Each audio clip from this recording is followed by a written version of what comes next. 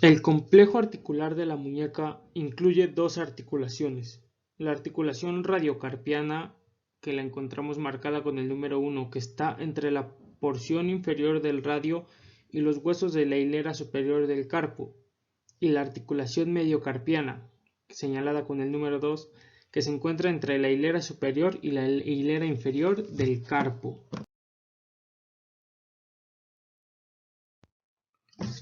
La articulación radiocarpiana es una articulación sinovial condilia, la cual nos presenta 2 grados de libertad, y la superficie del cóndilo carpiano, que es considerada como un bloque, el cual va a presentar 2 curvas convexas.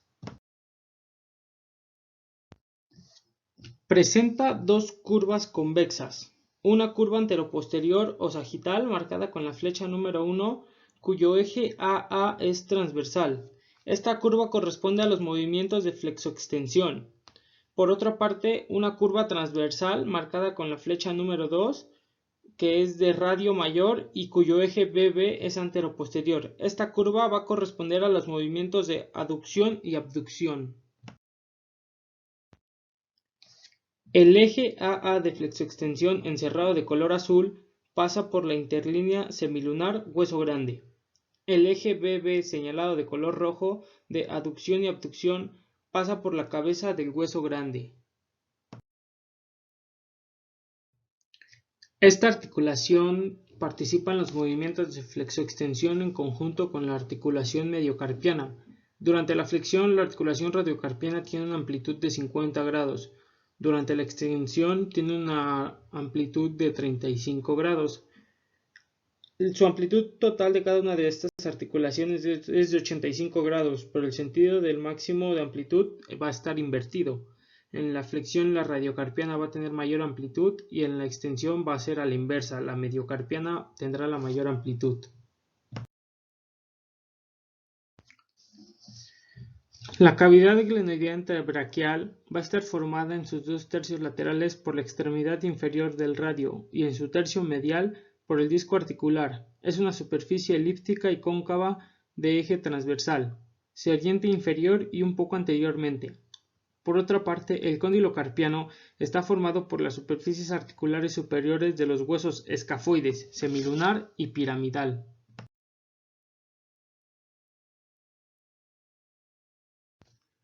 Los ligamentos de la articulación radiocarpiana se organizan según 2 sistemas. Los ligamentos laterales, donde entra el ligamento colateral radial del carpo, señalado con el número 1, que se extiende desde la apófisis estiloides radial hasta el escafoides, y el ligamento colateral cubital del carpo, señalado con el número 2, que se extiende desde la apófisis estiloides cubital al hueso piramidal y al hueso pisiforme.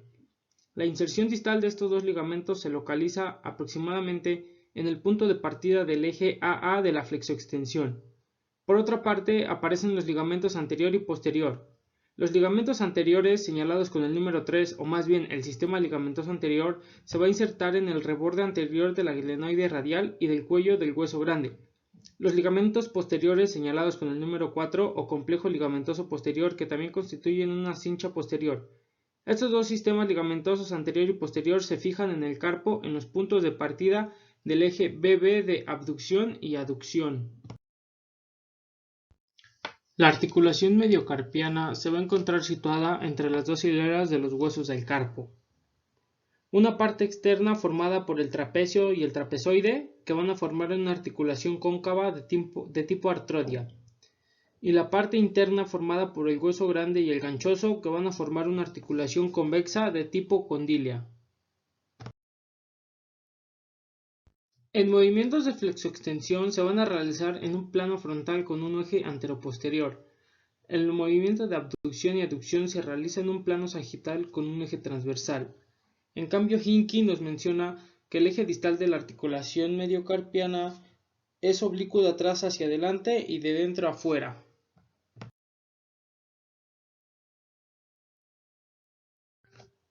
La superficie superior, en una visión posterior-inferior, está constituida de fuera adentro por el escafoides con 2 carillas inferiores ligeramente convexas, una para el trapecio, por dentro para el trapezoide. Una carilla interna de concavidad acentuada para el hueso grande, una carilla inferior del semilunar cóncava hacia abajo que se articula con la cabeza del hueso grande. La carilla inferior del piramidal cóncava hacia abajo y hacia afuera que se articula con la cara superior del hueso ganchoso. El hueso pisiforme articulado sobre la cara anterior del piramidal no participa en la constitución de la interlínea mediocarpiana, no es visible ante la citada visión. La superficie inferior en una visión posterosuperior está constituida de fuera adentro por la cara superior del trapecio y del trapezoide, la cabeza del hueso grande que se articula con el escafoides y el semilunar, y la cara superior del hueso ganchoso, cuya mayor parte se articula con el piramidal, y una pequeña carilla que contacta con el hueso semilunar. El ligamento radiocapital, señalado con el número 10, que se extiende oblicuamente por debajo y por dentro de la parte externa del reborde anterior de la glenoide hasta la cara anterior del hueso grande, está incluido en el mismo plano fibroso que los haces del radio lunar y radiopiramidal. El ligamento lunarocapital, que está señalado con el número 12, que se extiende verticalmente desde el asta anterior del semilunar a la cara anterior del cuello del hueso grande, prolonga hacia abajo el ligamento radiolunar. El ligamento triquetocapital, señalado con el número 13, que se extiende oblicuamente por debajo y por fuera de la cara anterior del piramidal al cuello del hueso grande, constituyendo así los dos ligamentos precedentes, un auténtico aparato ligamentoso. En la cara anterior del hueso grande se va a localizar un punto de convergencia ligamentosa, el vértice de la V Poirinier, donde también termina el ligamento escafocapital, señalado con el número 11. El ligamento trapecio-escafoideo, señalado con el número 15, es corto pero ancho y resistente. Une el tubérculo del escafoides con la cara anterior del trapecio, por arriba de su cresta oblicua, completado por dentro por el ligamento escafotrapezoideo, señalado con el número 16. El ligamento triquetoganchoso o triquetoamatal, señalado con el número 17, es un verdadero ligamento lateral interno de la articulación mediocarpiana. Finalmente, los ligamentos pisiganchoso, señalado con el número 18, y pisimetacarpiano, señalado con el número 19. Este último participa en la articulación carpometacarpiana. Por una parte tenemos a la cápsula articular, que es firme y consistente anteriormente, delgada y laxa en la parte posterior, y se inserta superior e inferiormente en el contorno de las superficies articulares y en los bordes anterior y posterior del disco articular, donde presenta continuidad con la cápsula articular de la articulación radiocubital distal. Por otra parte se encuentra el ligamento anterior, que comprende dos fascículos que se extienden convergiendo desde los dos huesos del antebrazo hacia el carpo. Por otra parte, el ligamento radiocarpiano palmar, que es muy grueso, que se inserta superiormente en el reborde anterior de la cara articular carpiana del radio y en la parte anterior de la apófisis estiloides del radio, y desde ese punto se dirige inferior y medialmente, expandiéndose en forma de abanico, donde las fibras más mediales y superiores son casi horizontales y se fijan en los huesos semilunar y piramidal. Está el ligamento cúbito-carpiano palmar, que se origina en el borde anterior del disco articular y de la cara lateral de la apófisis estiloides del cúbito. Sus fibras son oblicuas inferior y lateralmente e irradian hacia el carpo. Las superiores pasan inferiormente al ligamento radiocarpiano palmar y terminan en el hueso semilunar. Las otras se insertan en los huesos piramidal y hueso grande. El ligamento radiocarpiano dorsal, que va a estar desdoblado en dos fascículos secundarios que se extienden oblicuamente desde el borde posterior de la cara articular carpiana del radio a la cara posterior del hueso piramidal, y algunas de sus fibras se extienden en la cara posterior del hueso semilunar. Por otra parte, el ligamento colateral radial del carpo, que se inserta superiormente en el vértice de la apófisis estiloides del radio y termina en la cara lateral del hueso escafoides, y también algunas de sus fibras se extienden hasta el tubérculo del hueso escafoides. Por último, el hueso colateral cubital del carpo, que se origina en el vértice del lado medial de la apófisis estiloides del cúbito, se divide más inferiormente en dos fascículos, uno se inserta en el hueso piramidal y el otro en el hueso pisiforme. Como medios de unión de la articulación mediocarpiana tenemos la cápsula articular, que se extiende desde el contorno de la superficie articular superior hasta el de la superficie articular inferior. Es laxa y delgada, sobre todo posteriormente.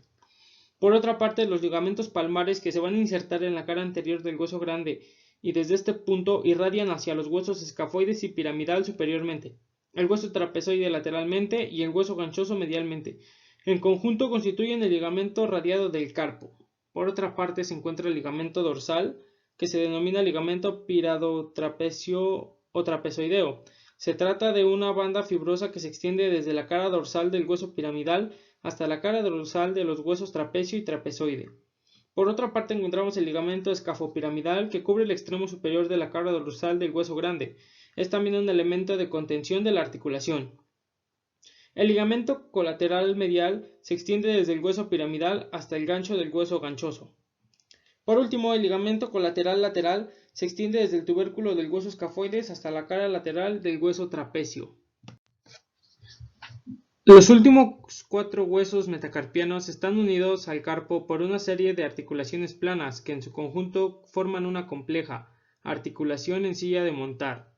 Estas articulaciones se producen movimientos de flexión y extensión, así como movimientos de inclinación lateral, y es de muy escasa amplitud. Esta es la articulación carpo-metacarpiana. El segundo hueso metacarpiano se articula con los huesos trapecio, trapezoide y grande, siguiendo una línea sinuosa en forma de M muy alargada. Los dos trazos verticales de la M corresponden a los huesos trapecio y grande, respectivamente. Los trazos intermedios describen una curva que circunscribe la convexidad del hueso trapecio. El tercer metacarpiano y una parte del cuarto se articulan con el hueso grande. El resto de la superficie articular del cuarto hueso metacarpiano, que es convexa, y la superficie articular del quinto, que es convexa de anterior a posterior y cóncava transversalmente, corresponden a la cara inferior del hueso ganchoso. Las articulaciones del cuarto y del quinto metacarpiano con el hueso ganchoso posibilitan una cantidad modesta y movimiento de 10 a 15 grados de flexión-extensión en la cuarta articulación carpo-metacarpiana y de 20 a 30 en la quinta. En la hiperextensión se halla exactamente en el eje del conducto carpiano, cuyos bordes se pueden distinguir fácilmente. Por fuera el tubérculo escafoides y la cresta del trapecio, por dentro el pisiforme y la apófisis unciforme del hueso ganchoso. En sentido transversal, 2 cortes horizontales confirman esta forma en surco. El primero pasa por la fila superior o proximal. Se distingue de fuera adentro el escafoides, la cabeza del hueso grande, limitada por 2 cuernos del semilunar, el piramidal y el pisiforme. El segundo pasa por la fila inferior o distal, de fuera adentro. Se localiza el trapecio, el trapezoide, el hueso grande y el hueso ganchoso.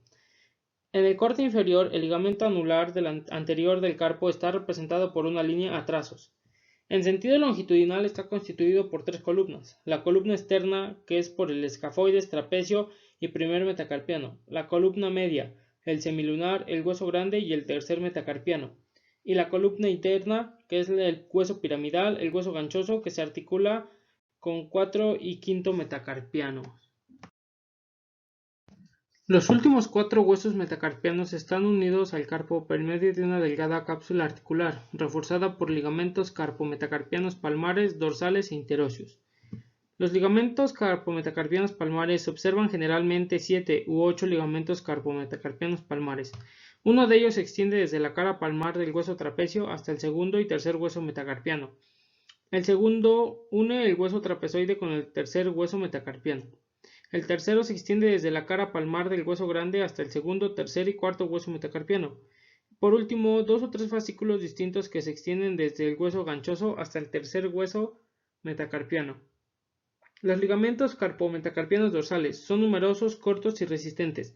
2 de ellos se extienden desde los huesos del trapecio y trapezoide hasta el segundo hueso metacarpiano. Otros 2 desde el hueso grande hasta el tercer hueso metacarpiano. Un quinto ligamento une el hueso grande al cuarto hueso metacarpiano. Los ligamentos carpo-metacarpianos interóseos están constituidos por 2 ligamentos que se insertan en las caras vecinas de los huesos grande y ganchoso. Estos 2 fascículos descienden en el espacio intermetacarpiano correspondiente. Pasan entre las carillas articulares que unen los huesos metacarpianos tercero, cuarto y terminan en la cara medial del tercero. El segundo y tercer carpo-metacarpiano son articulaciones celares complejas y aportan un pilar central a la mano. Cuarto y quinto carpo-metacarpiano hacen que el borde cubital se pliegue hacia dentro de la mano, ahondando la concavidad palmar. La movilidad cubital o huecamiento de la mano va a ser producido por la flexión anterior y ligera rotación de los metacarpianos cubitales hacia el dedo corazón.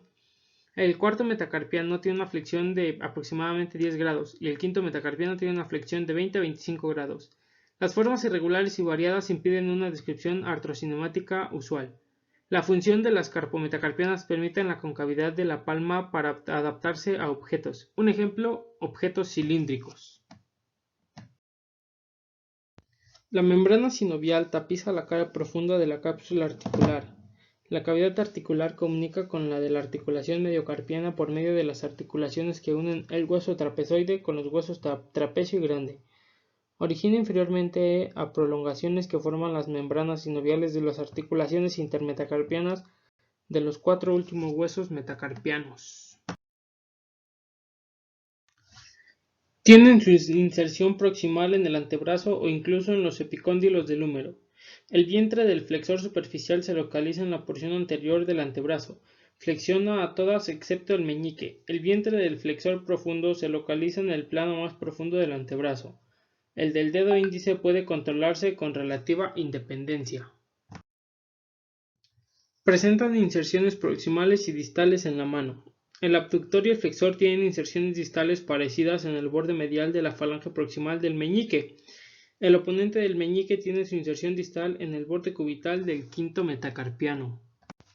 Tienen origen en los tendones del músculo flexor profundo, lumbricales, producen flexión y extensión en apariencia paradójica. Los interóseos, abducción y aducción. 4 son palmares y 4 son dorsales. Las articulaciones metacarpofalángicas son de tipo condilia, las cuales van a poseer 2 grados de libertad.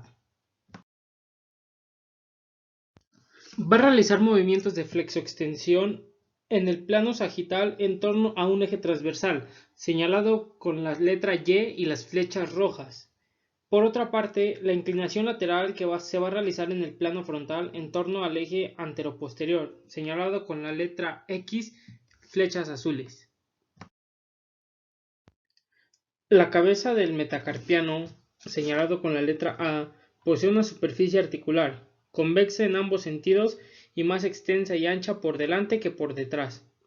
Por otra parte, la base de la primera falange, señalado con la letra B, está excavada por una superficie, la cavidad glenoidea, cóncava en ambos sentidos, de menor superficie que la cabeza del metacarpiano. Se prolonga por delante mediante una superficie de apoyo, el fibrocartílago glenoideo, señalado con el número 2. Pequeña lengüeta fibrosa que se inserta en el borde anterior de la base falángica y con una pequeña incisura, señalado con el número 3, que le sirve de charnela.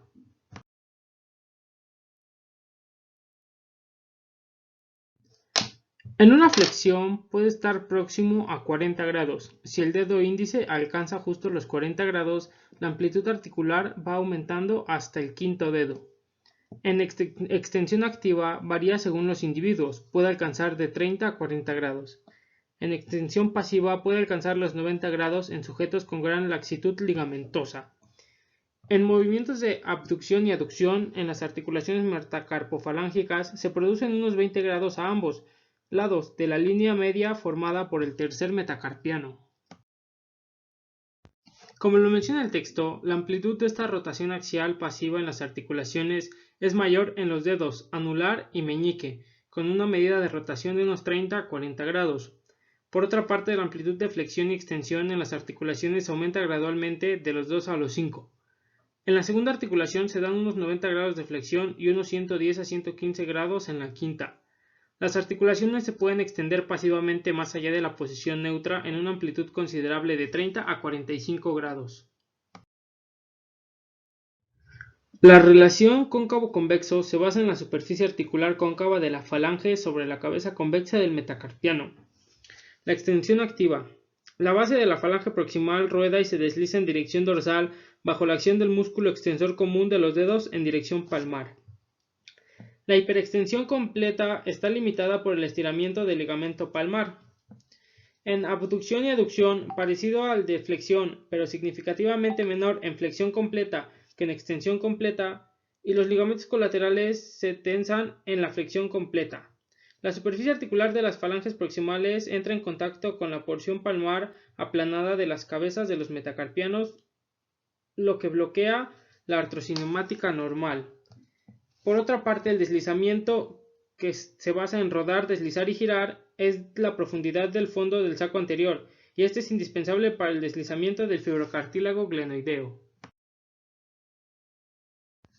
La cápsula articular es delgada y muy laxa. Se inserta en la cara dorsal de la articulación, cerca del revestimiento cartilaginoso, mientras que en la cara posterior del metacarpiano la inserción se realiza a una distancia mucho mayor del revestimiento. Los ligamentos colaterales. Se trata de dos fascículos gruesos y muy resistentes situados en las caras lateral y medial de la articulación. Ligamento metacarpiano transverso profundo. Es una banda fibrosa que se extiende desde el segundo hasta el quinto hueso metacarpiano, cruzando la cara palmar de las articulaciones metacarpofalángicas. Como medio de adaptación tenemos la membrana sinovial. Tapiza la cara profunda de la cápsula articular. Se inserta a cierta distancia de las superficies articulares. Se refleja a nivel de las inserciones articulares y recubre los extremos óseos hasta el revestimiento cartilaginoso.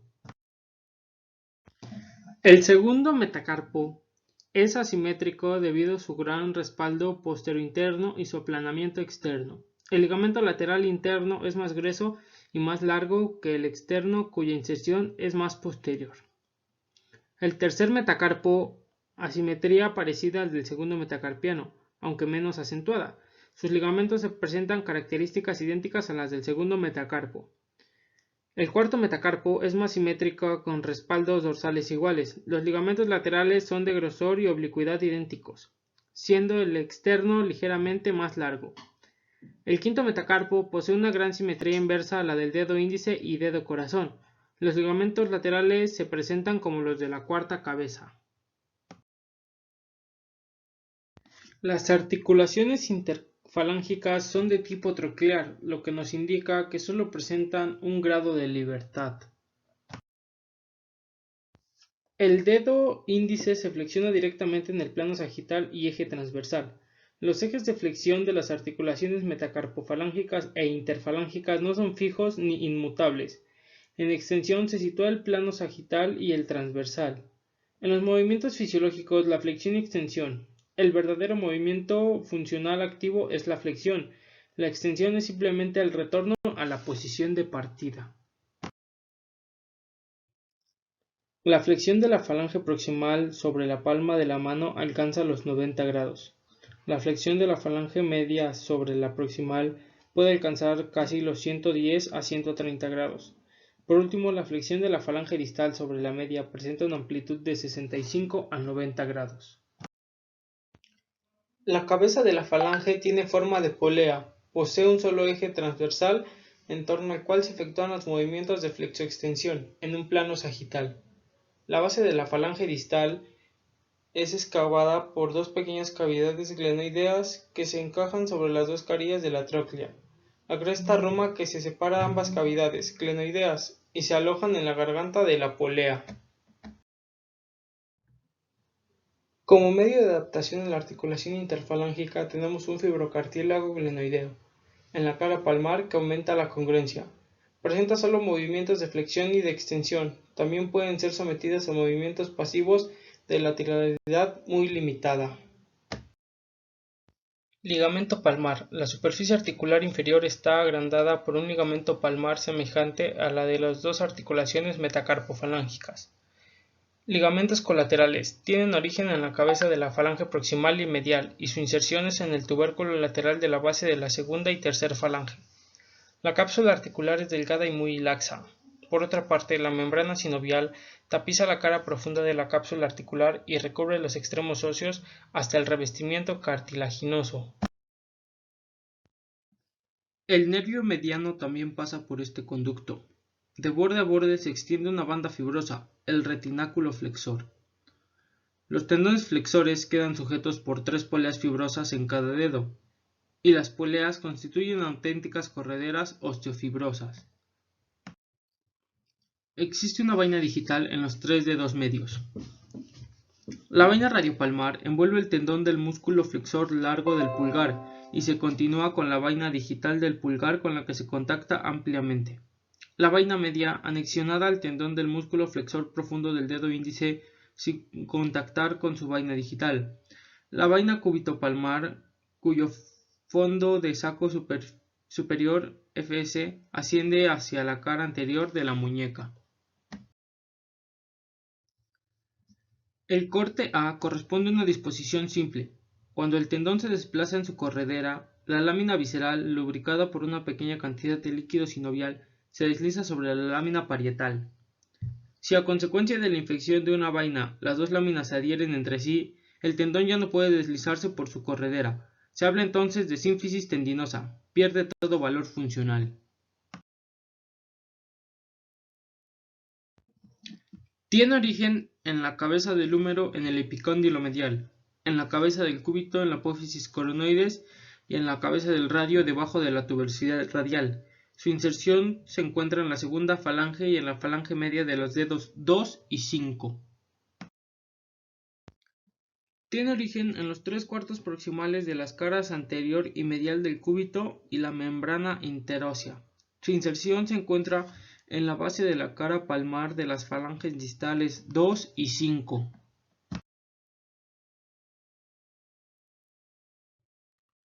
El flexor superficial está inervado por el nervio mediano de C7 y T1, irrigado por la arteria cubital.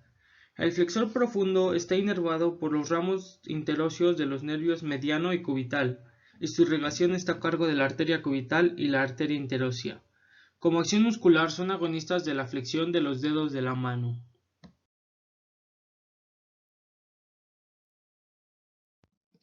Se divide en dos lengüetas a la altura de la articulación metacarpofalángica.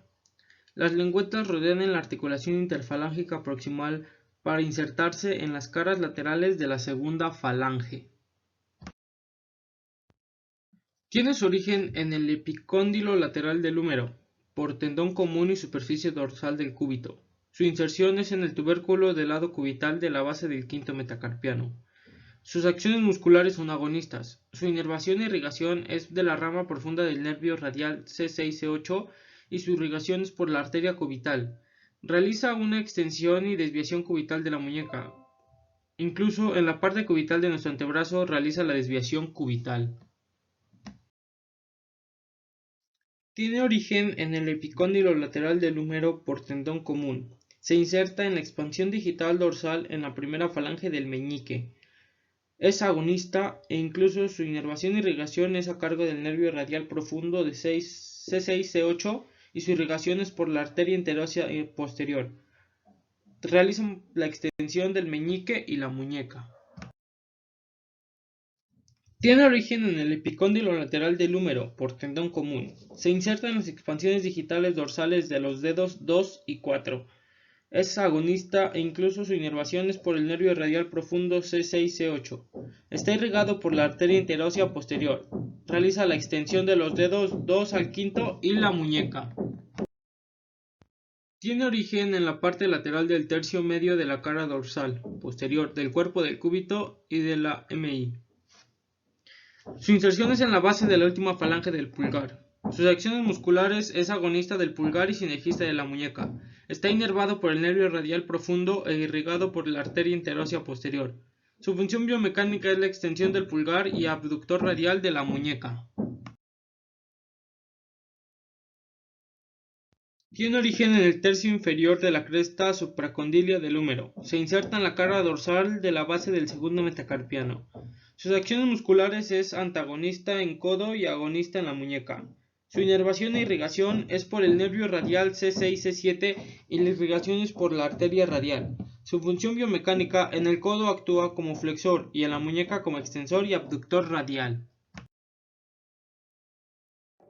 Tiene su origen en el epicóndilo lateral del húmero por tendón común. Se inserta en la base dorsal del tercer metacarpiano. Sus acciones musculares son agonistas. Se inerva por el nervio radial C6-C7 e irrigado por la arteria radial. Su función biomecánica es extensor y abductor de la muñeca. Tiene origen en la superficie dorsal del radio y membrana interósea distal al origen del abductor largo del pulgar. Su inserción es en la base de la primera falange del pulgar y sus acciones musculares son agonistas.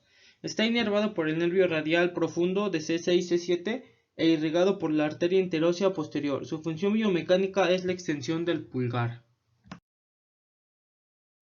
Tiene origen en las superficies dorsales laterales del radio y el cúbito, así como en la membrana interósea. Su inserción es en el lado radial lateral de la base del primer metacarpiano.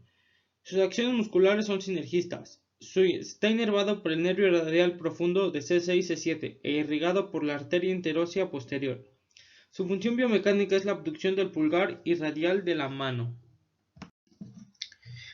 La eminencia hipotenar está compuesta por tres músculos. El músculo flexor corto del dedo meñique, señalado con el número 1, que se inserta por abajo en el tubérculo interno de la base de F1 y su dirección es oblicua hacia arriba y hacia afuera, hacia su inserción carnosa en la cara anterior del ligamento anular y la apófisis unciforme. El músculo abductor del dedo meñique, señalado con el número 2, termina por abajo como un músculo interóseo en el tubérculo lateral de F, con el músculo flexor corto del dedo meñique. Por arriba se inserta en la cara anterior del ligamento anular y el pisiforme. El músculo ponente del dedo meñique, señalado con el número 3, se inserta por debajo en la cara interna del quinto metacarpiano. Rodea su borde para dirigirse hacia arriba y hacia afuera, hacia el borde inferior del ligamento anular y la apófisis unciforme, donde se inserta.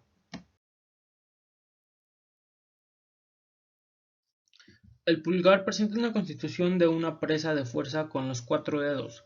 Esto es gracias a la localización por delante, tanto de la palma de la mano como de los 4 dedos. En movimientos de oposición se va a dirigir hacia los otros dedos. En movimientos de contraposición se realiza de forma aislada o global, o separarse de los otros dedos. En flexibilidad funcional proporciona la organización de su columna articular y sus motores articulares. En la columna osteoarticular, conformado por 5 piezas óseas que van a constituir el radio externo de la mano, lo que es el escafoides, el trapecio, el primer metacarpiano, la primera falange y la segunda falange. La articulación trapecio-escafoidea permite que el trapecio realice un corto deslizamiento hacia adelante sobre la carilla inferior, que se apoya sobre el tubérculo del escafoides. La articulación trapezo-metacarpiana presenta 2 grados de libertad. La articulación metacarpofalángica presenta 2 grados de libertad y la articulación interfalángica presenta 1 grado de libertad. La oposición es la facultad para desplazar la yema del pulgar para hacer contacto con los 4 dedos restantes. Es una realización de la pinza y es pulgodigital. La rotación axial es la resultante geométrica de los movimientos de flexión y abducción. La abducción no se puede sobrepasar los 60 grados, lo cual no permite una rotación axial suficiente para que la segunda falange a los últimos 2 dedos.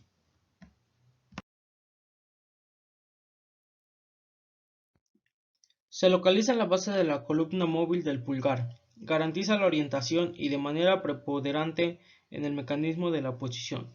Presenta 2 superficies, el trapecio y la base del primer metacarpiano, que juntos logran una rotación de 90 grados. En el desfiladero entre montañas, la flecha azul nos indica el ángulo, y la flecha rosa alcanza los 90 grados del surco del trapecio. Rotación del primer metacarpiano sobre su eje longitudinal durante la oposición. La superficie del trapecio presenta la cresta media ligeramente curva. Su parte dorsal va a ser más convexa que su parte palmar. La cresta va a estar deprimida por su parte media por un surco AB, que cruza transversalmente y se extiende en el borde dorsal externo. La superficie metacarpiana se conforma a la inversa, presenta una cresta AB, surco CD que encaja sobre la cresta del trapecio. En la coaptación aparece la cápsula de la articulación trapezometacarpiana. También aparece el ligamento intermetacarpiano, el cual es un manojo fibroso, grueso y corto que se extiende desde la base del primer y segundo metacarpianos hasta la parte superior de la primera comisura.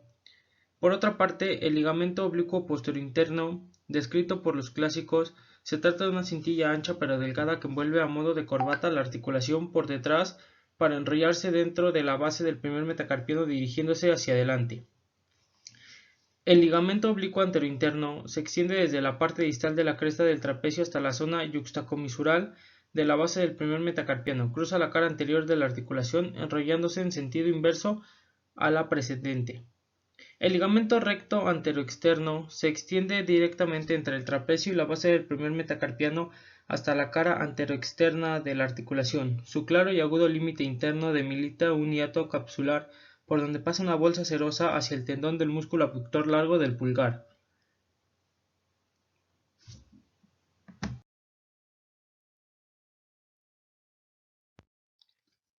La articulación metacarpofalángica del pulgar es una articulación de tipo condilia, por lo tanto posee dos grados de libertad, la flexoextensión y la lateralidad. Su compleja biomecánica asocia un tercer grado de libertad a la rotación de la primera falange sobre su eje longitudinal. Va a presentar tres tipos de movimientos: la flexión pura, en torno a un eje transversal por acción equilibrada de los músculos sesamoideos externos e internos hasta la semiflexión. Por otra parte, aparecen dos tipos de movimientos complejos de flexión, inclinación y rotación longitudinal. Bien, la flexión, inclinación cubital y supinación en torno a un eje oblicuo y evolutivo por una rotación cónica debido a la acción predominante de los músculos sesamoideos internos. Bien, la flexión, inclinación radial, pronación en torno a otro eje oblicuo en el otro sentido y también evolutivo de oblicuidad más acentuada.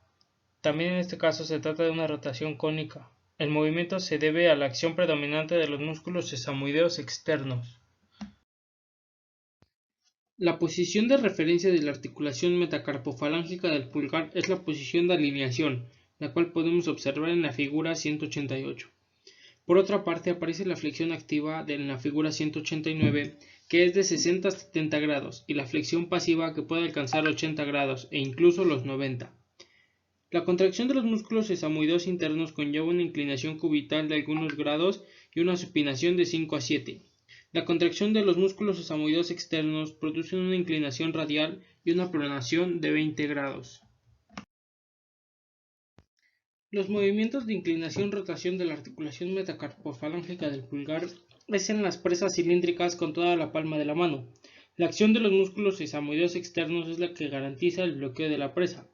Cuando el pulgar no interviene y permanece paralelo al eje cilíndrico, la presa queda bloqueada y el objeto puede caerse fácilmente por el espacio que ha quedado libre entre los dedos. En el caso contrario, el pulgar se dirige hacia los otros dedos y el cilindro ya no puede caer. En la posición F, donde el pulgar sigue el círculo generando lo que cierra totalmente el anillo aportando firmeza a la presa. En las posiciones sucesivas B, C, D, C, donde se rompe el anillo de la presa. Es una articulación de tipo troclear, en bisagra. Estas articulaciones permiten la flexión y la extensión. Posee un único eje transversal y fijo, en torno al cual se efectúan los movimientos de flexoextensión. Va a presentar una flexión activa de 75 a 80 grados. Se puede medir con un goniómetro. Una flexión pasiva de 90 grados, una extensión activa de 5 a 10 grados y una hiperextensión pasiva que puede ser muy pronunciada a 30 grados. La segunda falange del pulgar prona unos 5 a 10 grados en el transcurso de su flexión. El músculo ponente del pulgar tiene origen en el hueso trapecio y en el retináculo flexor.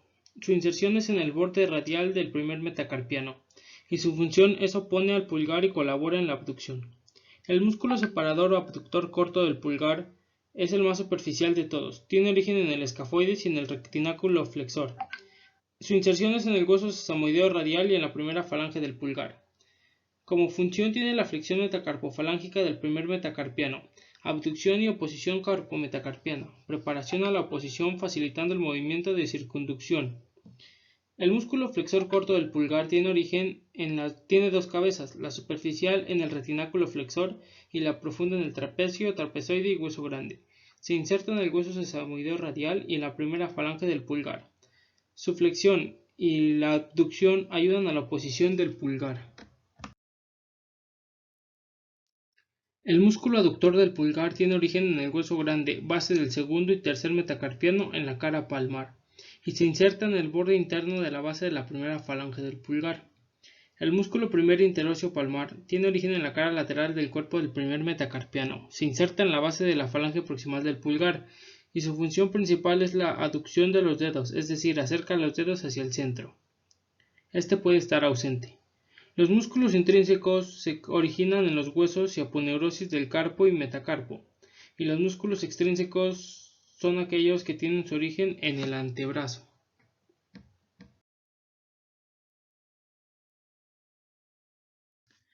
Los huesos sesamoideos son pequeños huesos más o menos redondeados incrustados en ciertos tendones, y por lo general se encuentran en lugares donde un tendón pasa por encima de una articulación.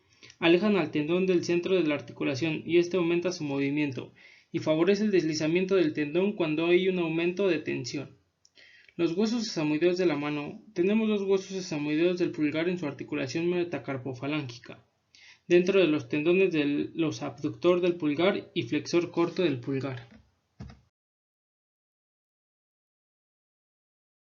El músculo extensor corto del pulgar desplaza el primer metacarpiano, por consiguiente el pulgar va directamente hacia afuera, verdadero abductor del pulgar. Para que se dé una abducción aislada se necesita la ayuda de dos músculos sinérgicos para estabilizarla, el músculo flexor cubital del carpo y el músculo extensor cubital del carpo. Por otra parte está el músculo abductor largo del pulgar, que desplaza el primer metacarpiano hacia afuera y hacia adelante. No solo es abductor, sino también antepulsor. El músculo extensor corto del pulgar extiende la primera falange sobre el metacarpiano. El músculo extensor largo del pulgar extiende la segunda falange sobre la primera. Extiende la primera falange sobre el metacarpiano hacia adentro y hacia atrás. Es un músculo agonista de la oposición. Contribuye a aplanar la palma de la mano. El músculo flexor largo del pulgar es flexor de la segunda falange. Para que se lleve a cabo, el músculo extensor corto del pulgar debe contraerse para impedir la flexión de la primera falange. De manera accesoria, flexiona la primera falange sobre el metacarpiano. El músculo flexor corto del pulgar, con ayuda del músculo abductor corto del pulgar y el primer músculo interóseo palmar, mediante una excitación eléctrica, la acción de la abducción es mucho más pronunciada.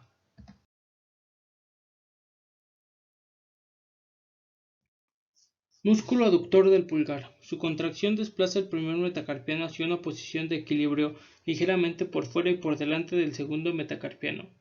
Es efectivamente aductor si el metacarpiano está en abducción máxima. Músculo oponente del pulgar. Antepulsión del primer metacarpiano sobre el carpo. Aducción próxima el primer metacarpiano al segundo. Rotación longitudinal en el sentido de la pronación. Se deben realizar las tres simultáneamente para que se logre la oposición del pulgar. La oposición del pulgar es el principal movimiento del pulgar. Se desplaza el pulpejo del pulgar en contacto con el pulpejo de uno de los otros 4 dedos, y nos sirve para construir una gran variedad de prensas y de acciones, las cuales nos permiten realizar actividades de supervivencia en nuestra vida cotidiana. En la flexión se desplaza toda la columna del pulgar hacia adentro y se efectúa en todas las articulaciones del pulgar, principalmente en la trapezometacarpiana. En la anteposición desplaza el pulgar por delante del plano de la palma de la mano. Se efectúa en la articulación trapezometacarpiana, donde la inclinación radial acentúa la alineación de la columna del pulgar.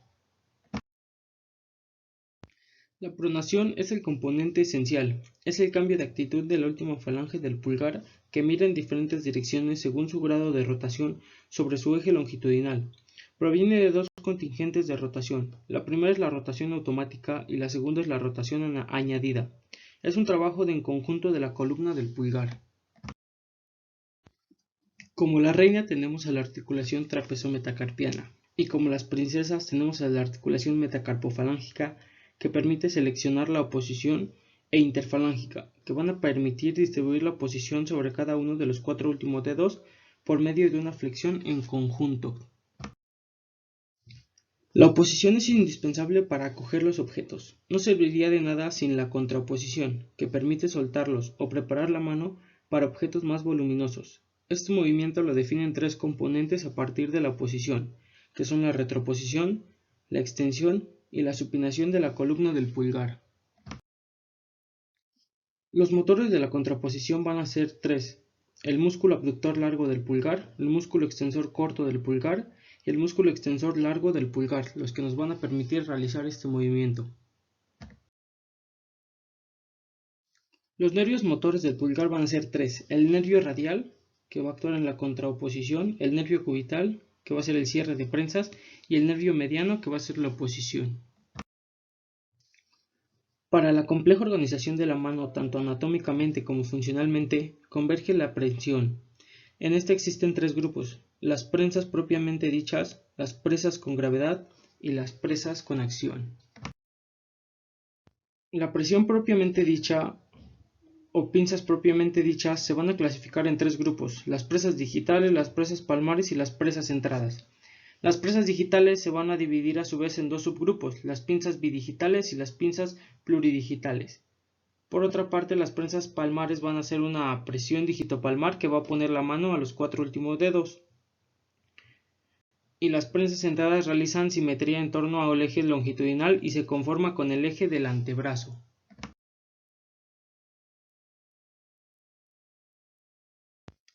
En estas presas que la gravedad ayuda, la mano sirve de soporte, como cuando se sujeta a una bandeja, lo que supone que puede aplanarse con la palma de la mano horizontal, mirando hacia arriba y por lo tanto en máxima supinación, y sin los dedos en forma de gancho, lo que está en la base de la prueba del camarero, o se puede transformarse en un trípode por debajo del objeto que debe sujetarse. Todos estos tipos de presión a modo de sostén necesitan que la supinación esté íntegra. De hecho, sin ella, la palma de la mano, única parte de la mano capaz de constituir la pared cóncava, no puede orientarse hacia arriba, ya que no existe posibilidad alguna de compensación de la supinación por parte del hombro. La acción de encender un mechero, que se parece bastante a la acción de lanzar una canica. El mechero sujeto en la concavidad del dedo índice y de los otros últimos dedos, mientras que el pulgar en forma de gancho actúa sobre el mecanismo por la acción del músculo flexor largo del pulgar y de los músculos tenares.